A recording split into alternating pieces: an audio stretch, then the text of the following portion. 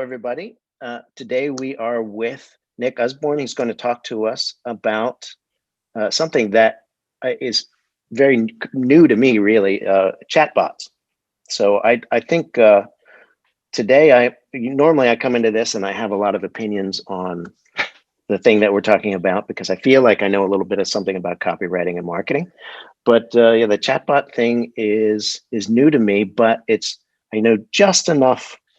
Not even enough to be dangerous, but just enough to think that there's a lot of potential here. So, Nick, you have also, like me, been a copywriter. You've been a copywriter longer than I have. I think I saw somewhere online, 1979 you started? 1979 was my first job, as a copywriter. Yeah, so, what were you doing then? I'm back then, curious. My own personal curiosity. I started off actually in print. I think my very first job was writing an ad for a forklift truck company. So I did a lot of print, probably for the first 3-4 years of my career. Then I flipped over into direct response. So I was doing direct mail for like 10-15 years. And then in, I guess, 1995, I published my first website. And as soon as I got online, I was kind of addicted. So by 1997, I was full-time online. I haven't written any print since, anything offline since. So I've been kind of online nonstop since 1997, which makes me kind of an old online copywriter. Well, I hadn't started even. I started in the very early 90s with copywriting and did also print on the information publishing area, mostly for Agora, really. And around about 97, I think, is when the print world got a little bit scared because they thought it would die completely. So a lot of us at that time, I think, got hooked on the idea or scared into the idea of figuring out how to write online, and then eventually discovered that there wasn't much to be scared of, but there was a lot of opportunity in writing online. And I think there are still print mailings that go out, but it's a big industry. But writing online is what a lot of us do now, and didn't imagine that we would be doing that. And I think that maybe that pertains to the chatbot situation too, because you were saying just prior to us turning on the recording that you talk to people who are in the copywriting industry, and they're interested in the chatbot thing, but it doesn't necessarily pique their interest enough to think that they might be writing chatbot copy 5 years from now. At the same time, I was trying to figure out what this is myself, and I saw something online that projected that 85% of customer service is going to be done through chatbots within the next 5 years. So something is happening there. So what's happening? There are different things happening in the chatbot world. So a chatbot can be a couple of things. It can be a few things. So sometimes you'll go to a website and there's this little icon at the bottom right-hand corner, and you click it, and it's some kind of help function, customer service function. Sometimes it's a real person. Sometimes it says leave a message and a real person replies the next day. And sometimes it's an automated bot. And sometimes that automated bot is rules-based. If you click this, then I will say this. If you click that, then I will tell you such and such. And some of those bots are, in fact, driven by AI, artificial intelligence. So if you call up Siri or Google Assistant or whatever, you're talking, in fact, to a chatbot, but it's a voice-enabled chatbot, and it's driven by AI. So there's quite a broad spectrum of activity. In terms of us as direct response writers and marketers, I'm co-founder of a chatbot agency with my colleague, James Burchill. And what we focus on is the direct response side, really, which is, and most of that, although we can attach a chatbot as a widget to a website, most of what we do, in fact, is with Facebook Messenger. Which brings us back to like a simple marketing truth is you want to go where your audience is at, right? So it used to be the audience was at the mailbox, and then all of a sudden we discovered it's actually the audience was at their computer. And now, more recently, in fact, more people are getting online with this device than they are with that device. All right. And when they're on here, they don't go to websites. Websites are a pain in the butt on this little thing. It used to be that the number one thing that people did on this device until very recently was social media. So the Instagram and Twitter and Facebook updates and stuff like that. Now, I guess from early this year, the number one activity on this device, in other words, the number one way in which people interact with the internet today is through text messaging applications. So that might be WhatsApp, that might be Facebook Messenger, both of which are owned by Facebook. So you've got, let me see, I gotta look so I don't. So Facebook Messenger has 1.3 billion users. So that massive amount of attention. So we actually build most of our chatbots within Facebook Messenger. So Facebook basically opened up what we call the API to the Messenger platform 4 years ago now. So we can in fact create our own chatbot and say, if I went to your Facebook page, you could have one of our bots installed.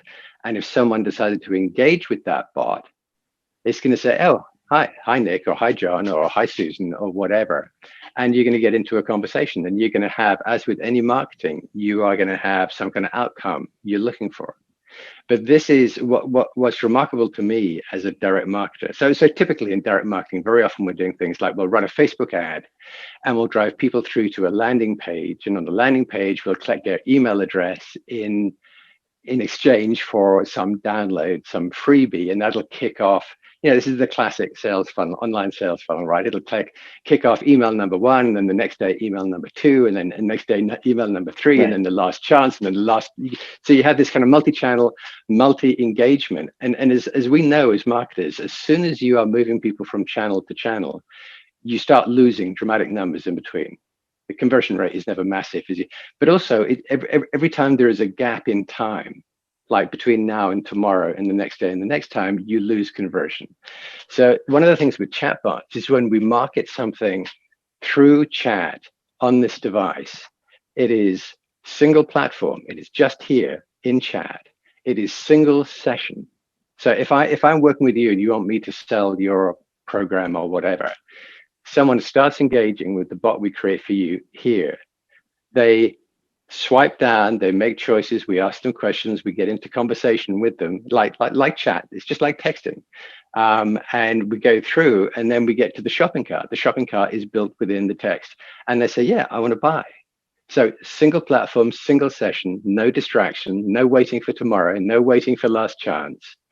And it all has, so in fact, we bypass all those lost areas of conversion where we go from platform to platform and from day to day to day, which is why the conversion rates on these bots can be astonishing.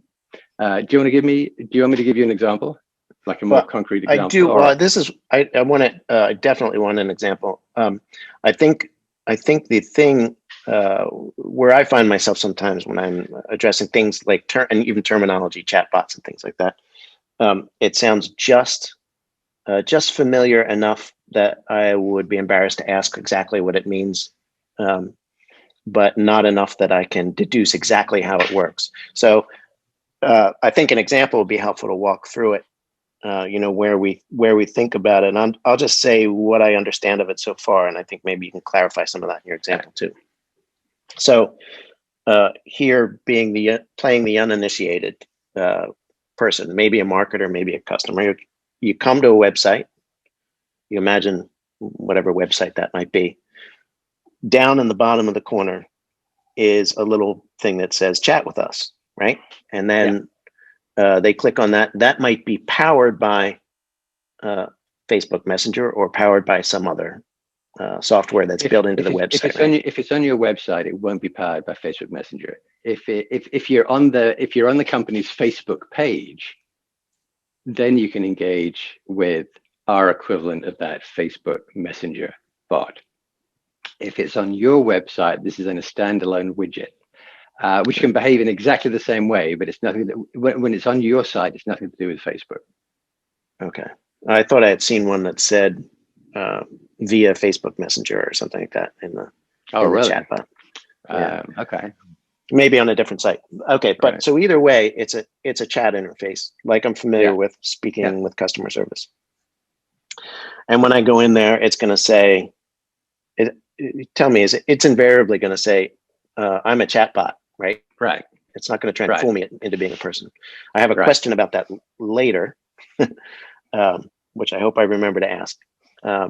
But so then the person interacts with that, knowing almost like they're interacting with a telephone tree, but not quite as annoying. You know, the one that. That's right. Yeah. That's right. Way less Okay. annoying. Okay. So it's taking me through.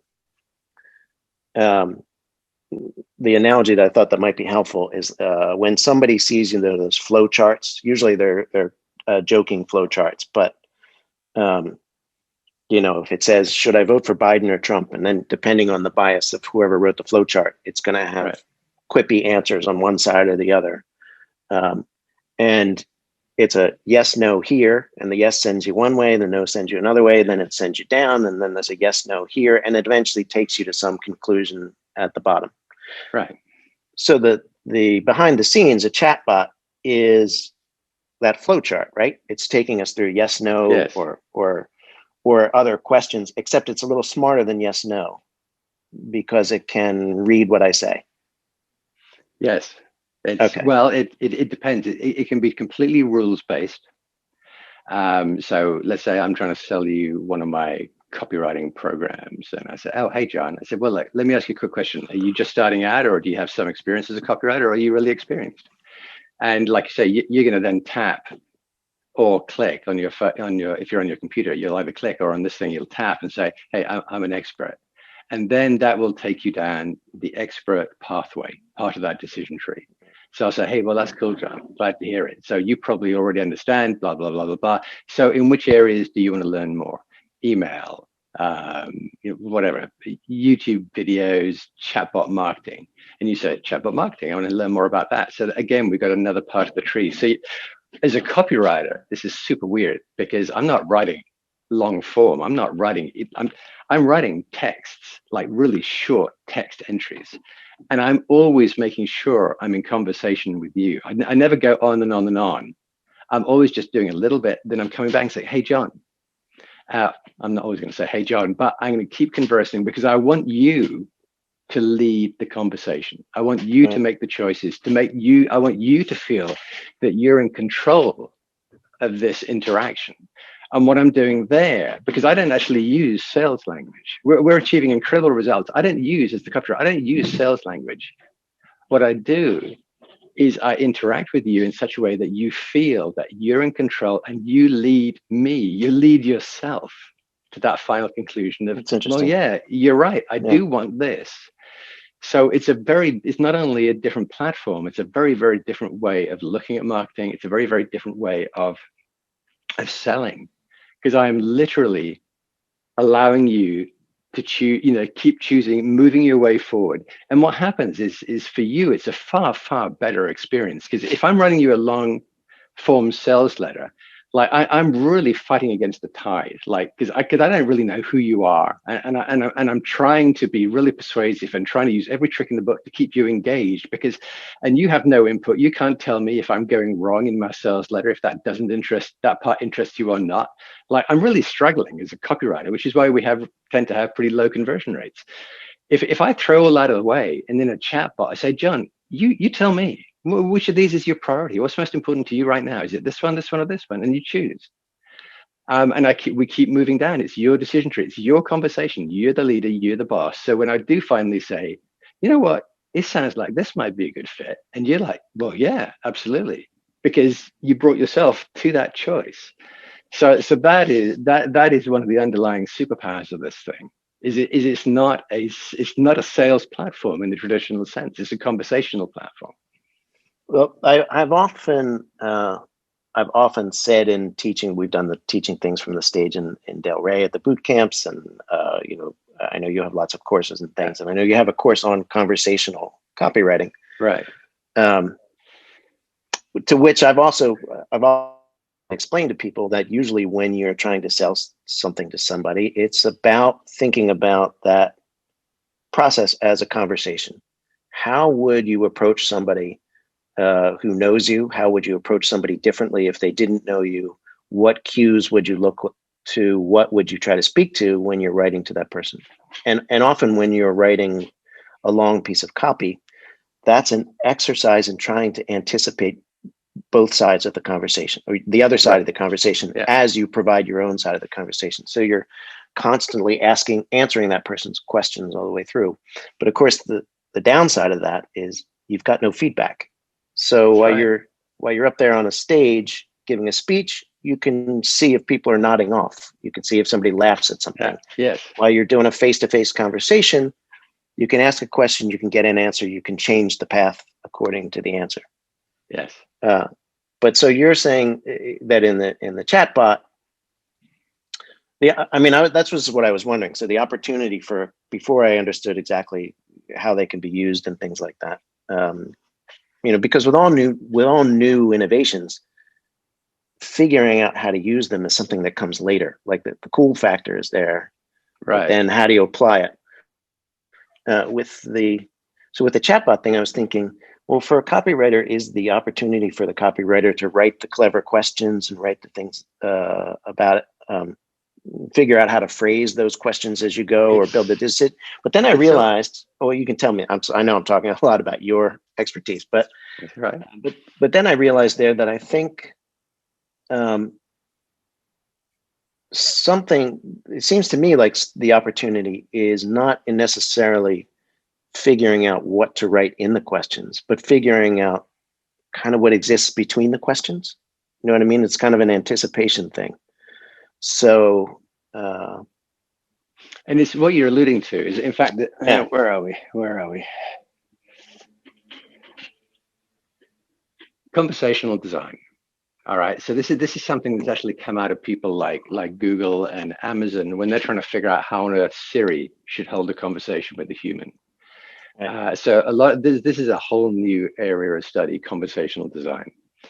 And it's fascinating to me because it looks at what is conversation, how does conversational work with people, and part of this is how on earth do you get an AI to feel and sound like someone in a conversation with a human, and it's incredibly hard.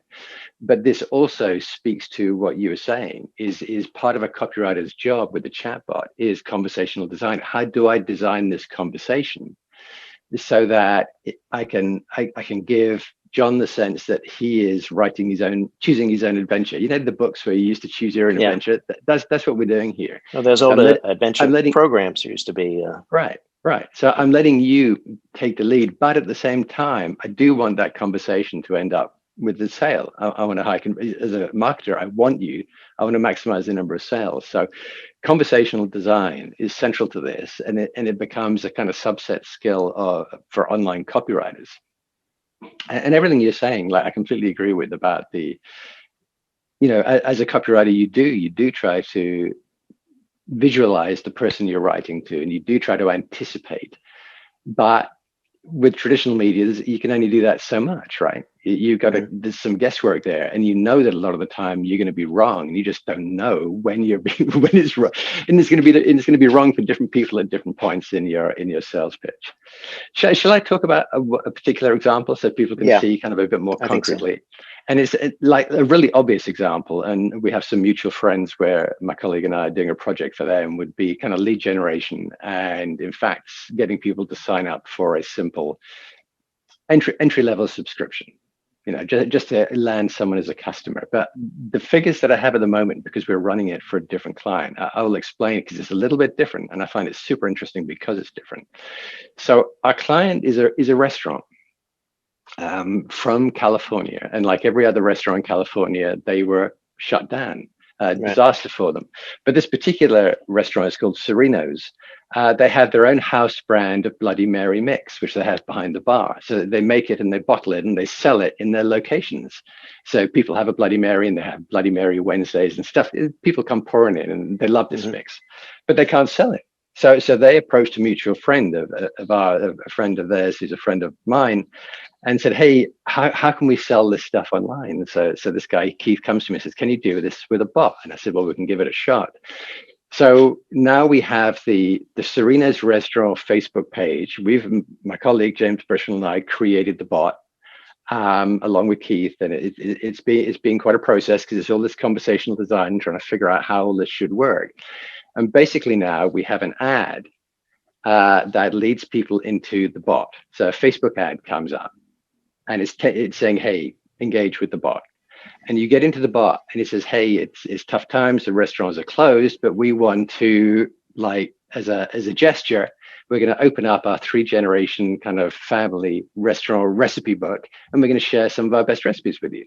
Now, it turns out that every recipe includes this Bloody Mary mix as an ingredient. So we're saying, "Are you up for that? Would you like to receive a recipe a day for 5 days?" And people hopefully say yes. And so we say, "Oh, cool."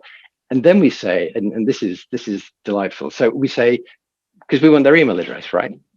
So Right. because they're in Facebook, we automatically have imported the email address they use in their Facebook account. So we don't say, "Please type in your email address." We just say, "Is this the right email address for you?" And if it is, just tap it. If you want to use a different email address, you can type that in here. But mostly people just tap it because we've imported that in. And we know their name from their Facebook. So I can say at the beginning, "Dear John," say, "Hey, dear John, it's tough times these days. Would you like, do you want to treat yourself?" And you say, "Sure, I do." So very light banter at the beginning. And to your point earlier, we always start off with saying, "Hey, I'm a bot. I'm not a real person." You got to set expectations. It's really annoying if a bot pretends to be a person because you always find out it's not, and then you're disappointed. And you disengage. So that's that point. Right. So now we've got an email address, and then we carry on and say, "Well, that's cool. Hey, let me give you one of the recipes right now," and we do that within the bot experience. It's all happening in here in Messenger, and then we go forward and we say, "Hey, do you have any of the mix, or is that an ingredient you're missing?" And if they're missing, we're going to say, "Well, you can get 1 bottle or 2," and we take them to the shopping cart.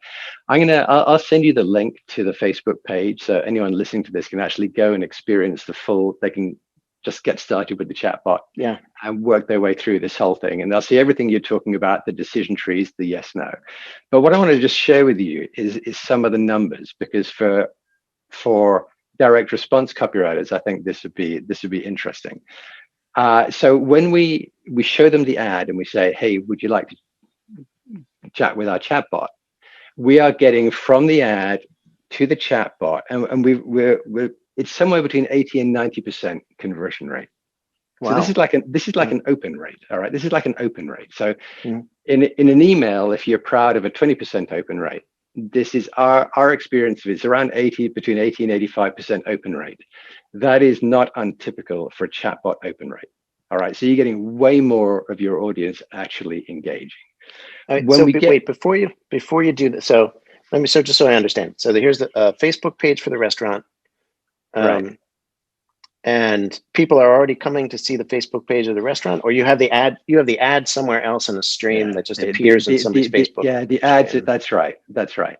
So what we're looking for those who do Facebook advertising is we've taken the email list from the restaurant from previous buyers of this product.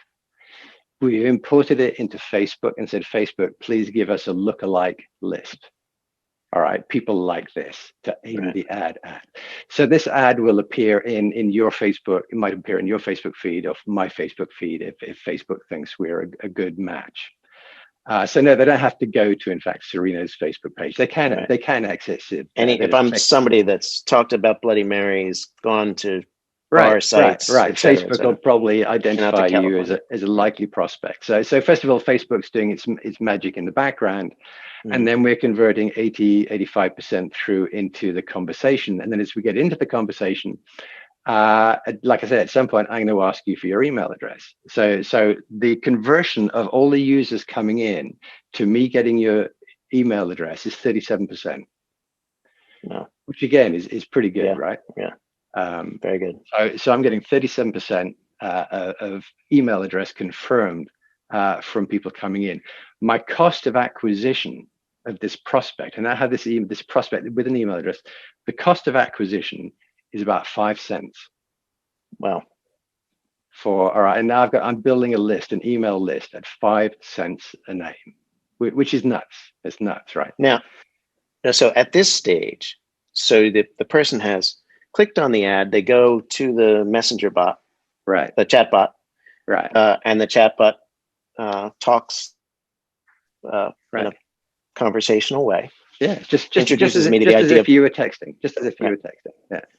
And then I get asked if I would like to get this to get on the list for the recipes, or to download a report or get on the list. And it could be this is a typical, like, the ethical bribe in exchange for the email address. In our case, we're going to do it with recipes, and I'll explain a little bit why we're going to do that, why we chose that way as opposed to we could have sent them a recipe book with 5 recipes. But we didn't do it that way. I'll explain why. Anyway, just to go on. So out of those people who come in, the users who become buyers, and I thought this scared me, the idea of, can we actually get people to buy bottles of something just in chat on this device in a single session? Like, no, just a single session buying. Turns out we got a 2.4% conversion rate to buyers just through the one conversation from the chat. So it's probably about a 3-minute engagement in total. Single session, 3 minutes from stranger to buyer, 2.4%. And you have their email address. And I have their email address. The cost to acquire each new buyer, so I'm looking at my Facebook ad costs getting through to selling the product. It's costing me $1.45 to acquire a customer. Wow. And again, and this is, like I say, this is single session, single channel, no fancy sales funnels. But that said, this is also an omni-channel thing.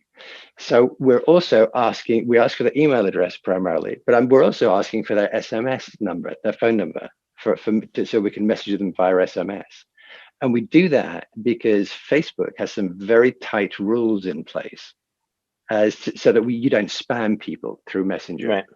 So once I engage with you, I got 24 hours. I can go backwards and forth with you with Messenger.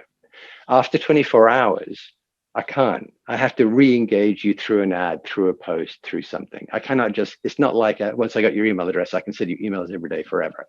I got 24 hours. So that's why we really like to get an email address. We really like to get an SMS number, because that way we don't have those constraints. All right. So we're gathering that information, but because we're getting the email address, what we're doing is what makes this an omni-channel experience, and why, in fact, these conversion numbers are preliminary. This is in fact from yesterday, from a day. Mm-hmm. But remember, each of these people, like the non-buyers and the buyers, will get an email for the next 5 days with a new recipe included in the email. But again, at the end of each email, there's an ask saying, oh, hey, don't forget, if you don't have the mix for this recipe, you can get it here. And they click the link and it takes them back into the bot. All right, takes them back into the shopping cart. So we're getting these conversion rates from a single session, but actually we have 4 or 5 more bites at the cherry through email. So that is, I thought that was going to be a real tough challenge, like bottles, and also the math of it. It's not like a digital download. There's hard costs associated with producing this product and shipping this product. Sure. So the margins are not like crazy like we have with digital products. So it kind of scared me a little bit, but it's turned out extraordinarily well. And yeah, we're working. My partner and I, we're working on a few different bots now, and it's fascinating to me. It's fascinating to me because it is so. As a direct response copywriter, it is so fascinating to me that you can achieve results without actually. There's almost zero. There's no scarcity. There's no last chance. There's no this, that, and the other. There's like, you know what I mean? I'm not using the tools and tricks and stuff of being a copywriter. I'm simply designing a conversation that helps take you to a place where you want to say yes, which is kind of what we teach people to do in copywriting. But with this platform, it's actually it's intrinsic to the structure of the way that it works. Well, not to get too meta or go off on the too many possibilities of it, but I mean, which is easy to do with something that involves a decision tree, because you can go in so many. This is like multiple alternate realities. To me, the thing that is interesting about them, I'm always there's always a part of me that's both excited and nervous for the idea of saying that copywriters no longer need to be. You don't need copywriters to do the selling anymore. But to me, the thing that sounds interesting about this is using it in conjunction with other approaches. So if you could take, I mean, building lists online, back in the print days when we were both doing, you went and you bought a list, right? And that was easy, expensive, but easy. So that was the great challenge of getting online. And that's why people were so scared in 1997, because they didn't know how they were going to find reasonable names. And nobody ethical wanted to spam anybody. And it's not very effective anyway. It's not very cost effective. So we've been, the game now has been and shifted to, this is why there's such an emphasis on marketers now, because marketers figure out how to get access to those names in new ways. Right. And the winning mailer tends to be the person, online mailer tends to be the person who figures out not just the great copy messages, but the best list. where to find people and how to get them to hear you. So to me, the chatbot thing is interesting, and this could be a whole new way to build those lists. Sure. Well, for sure it is. So one of the things like our company is called Chatbot Forge, and we chatbotforge.com, and we list some of the different ways you can use a chatbot. Some of our clients, we use it basically to replace tier 1 customer service. And sometimes we will use an AI component, an artificial intelligence component that recognizes questions and knows which answers to deliver. So there's all kinds of fun stuff you can do. But one of the simplest things is just lead generation, building lists, is to use a chatbot, not necessarily to sell something out of the gate, but just to say, hey, it's the equivalent of a pop-up, but better, because you're engaged. You're instead of interrupting someone and irritating someone, because pop-ups are there's always this, like, yes, pop-ups, we get the names, but we've also irritated the heck out of someone when they were trying to read what was on the page. So you can use a chatbot for that. Very, very well. Like I was saying, we were acquiring new subscribers at 5 cents per person. So if you can build a list at 5 cents per person, like pretty much any kind of business model I can think of, you're doing pretty well. Yeah. So that's a very simple first toe in the water for a marketer, is let's build a list with a chatbot. Well, see, that's another use that I thought was interesting. This idea of pop-ups. Pop-ups were and for some people still are a great way to capture those names, especially if somebody has just arrived for the first time and they're engaged enough to be interested in your site. Yeah. Or if they're about to leave your site, you can catch them before they leave. Right. At the same time, right now we've been confined. We're over in Paris. We use the internet here for looking at articles and everything else. Europe has this thing where you have to click an accept cookies button on every single website every time. Yes. And their intent is that it protects the person who's using the user from having their privacy invaded. Yes. Well, what happens in practice is I can't, I'm trying to get to something, so I click accept cookies. I have no idea what I'm accepting. I never read the things that are telling me what they're going to do. They could be saying, "Is it okay if we tap into your bank account?" And I would say yes, because I'm reacting to it just to get rid of it. It's like when you install software and they have this long scrolling list of. And we agree. We just agree to the conditions. You scroll to the end. 50 pages. Yes. Right. Yes. Well, I think the same happens with pop-ups. They're so ubiquitous that we don't read them anymore. No, just get out. Stop interrupting me. Get out of my way. It's like. So that's an interesting idea, that if somebody were able to stop somebody, say I have a promotion that runs and somebody's about to click away, instead of throwing a pop-up there that says, "Hey, wait a second," what if you had the chat pop up and say, "Hey, wait a second. Hey, I noticed you're about to leave. Can I ask you a question?" Yes, you can do And that. then, You can deliver a chatbot. So this is not the Facebook version. This is where you, right. and in fact, it could be what you built for Facebook, but instead of exporting it to that platform, you export it into a widget which you install on the website, and you can have it slide in from the side, or pop up in the middle, or slide up from the bottom, or whatever. And so, Yeah. yes, you're exactly right. You can do the same thing that you were going to do with the pop-up, but instead of interrupting and saying, hey, blah, blah, blah, it's like, instead of being, as marketers, as copywriters, like the first half, at least the first half of my career, basically I was selling at an audience.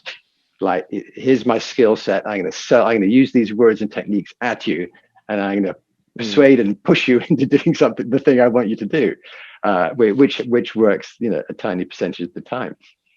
And in a way, pop-ups are like the embodiment of that online. It's the most intrusive, in your face. But I'm sorry, I know you were trying to read that blog post, but boom, I'm going to interrupt you. Yeah. But like you say, if you can do that in a more conversational way, which is, oh, I saw you were going to leave. Can I ask you? And so now I'm going to ask you questions. I'm not going to, like a good chatbot never starts off by being pushy. Right. It's always, we're trying to be, a good conversation always involves listening. We've learned this, right? Dating 101. Shut up and listen. Shut up and listen. And that's what that's what advertising doesn't do very well, because it can't really, traditional advertising.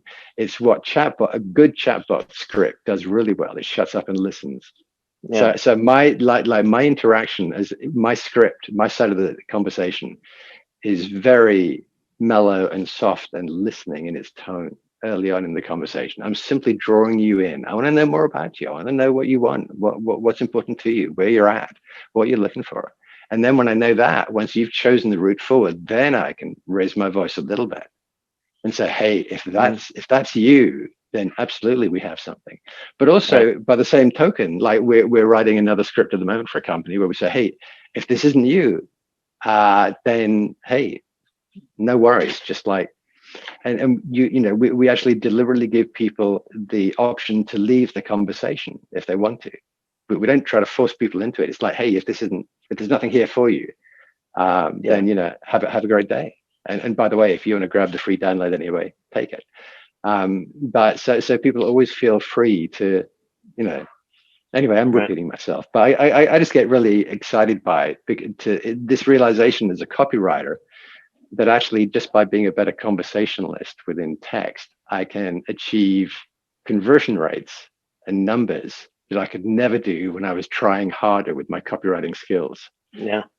Well, some years ago, I helped to run a copywriting training retreat in the mountains in Virginia somewhere, and a bunch of people came, and it was supposed to be one of these more hands-on things, and small business owners and copywriters alike came and brought copy that they wanted reviewed, and we did face-to-face reviews of their copy.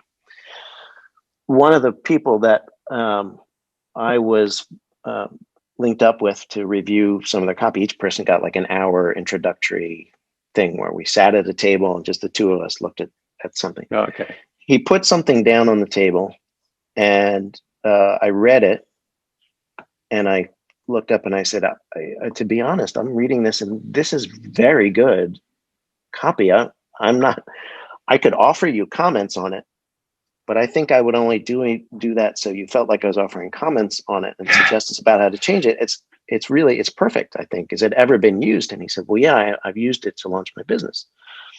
And he was formerly a physical trainer and working with one client at a time and making an hourly wage as a physical trainer.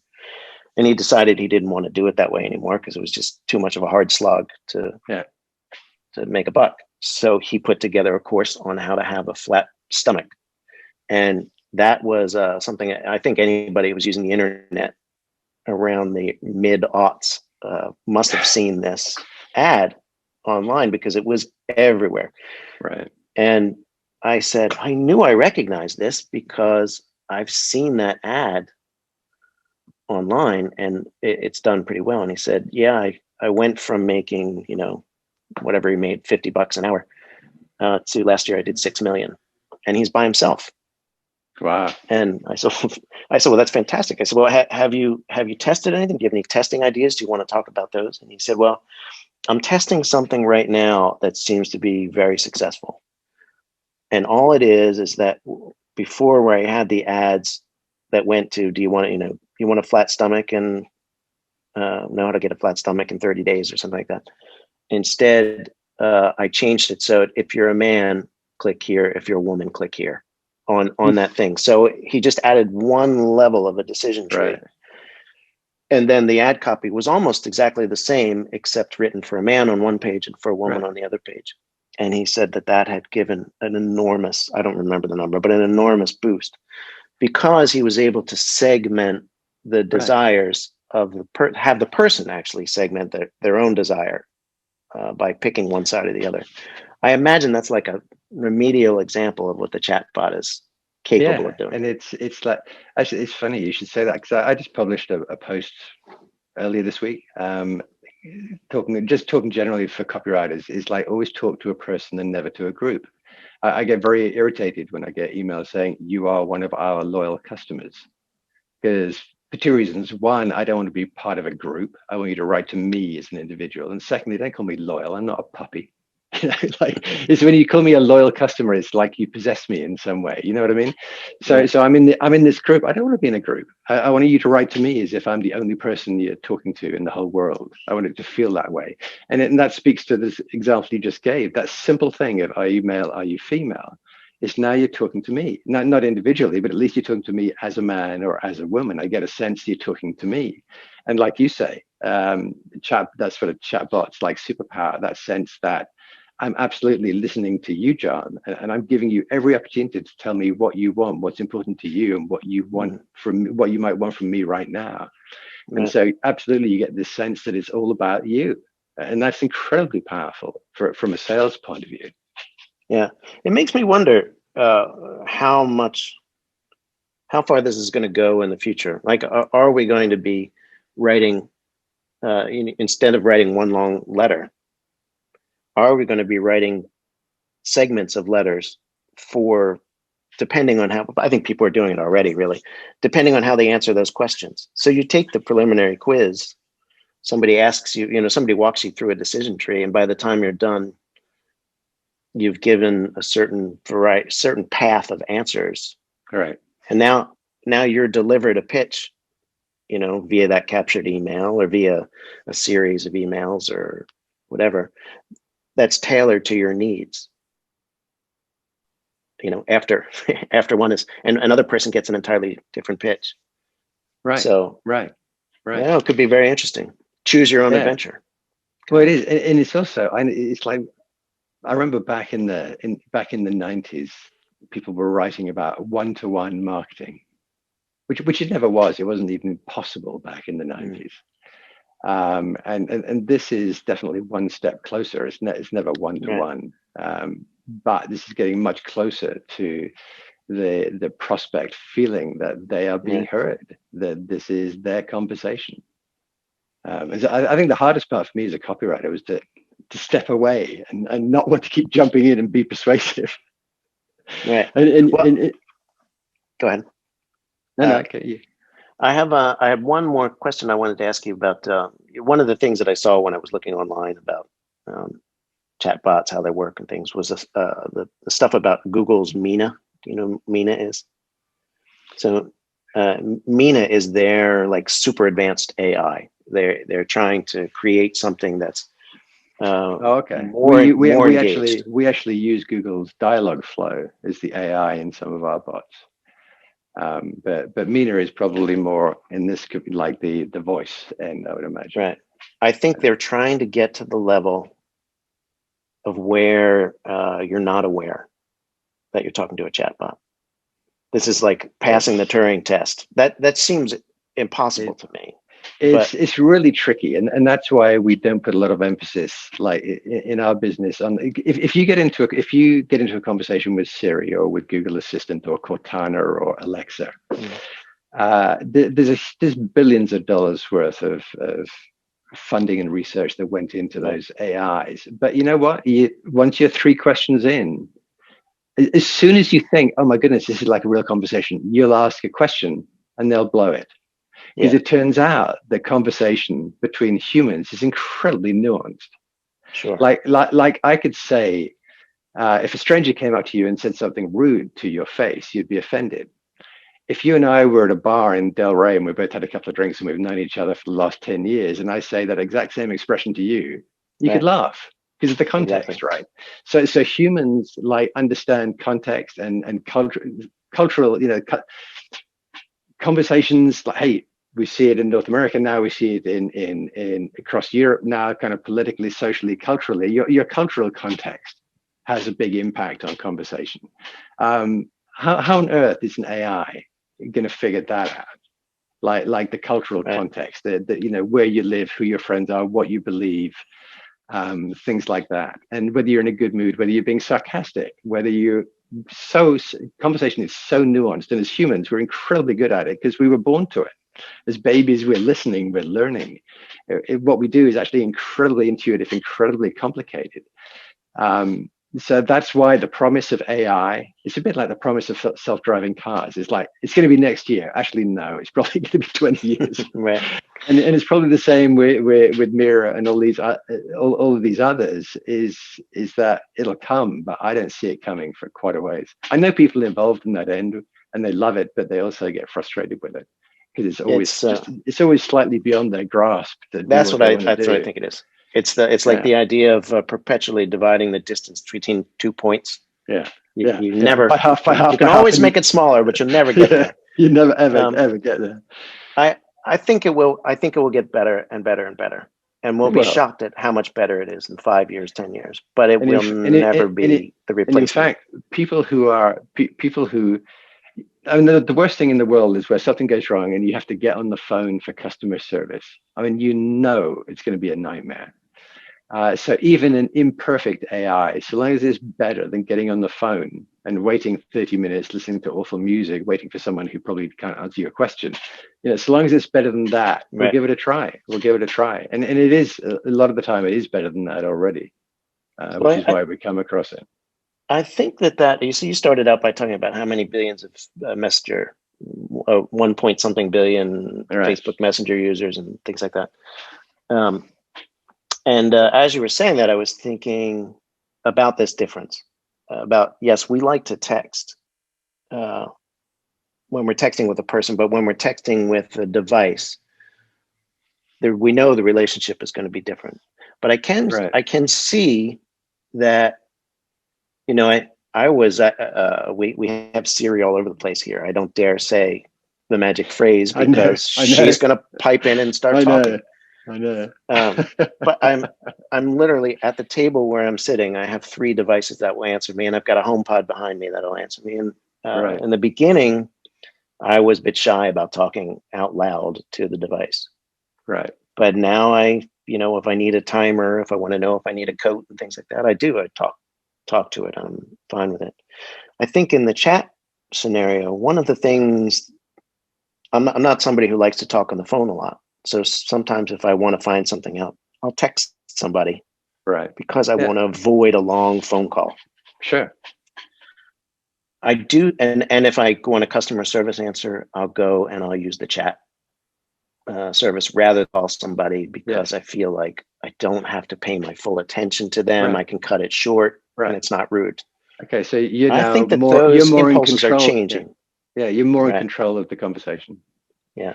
And it's another thing is, I don't know whether you remember as a teenager, I know I'm a little older than you, but like you're a teenager, you're at home, your girlfriend calls and you hope your phone has a long cord so you can take it out of the room and get away from your parents and brothers and close the door. And all right.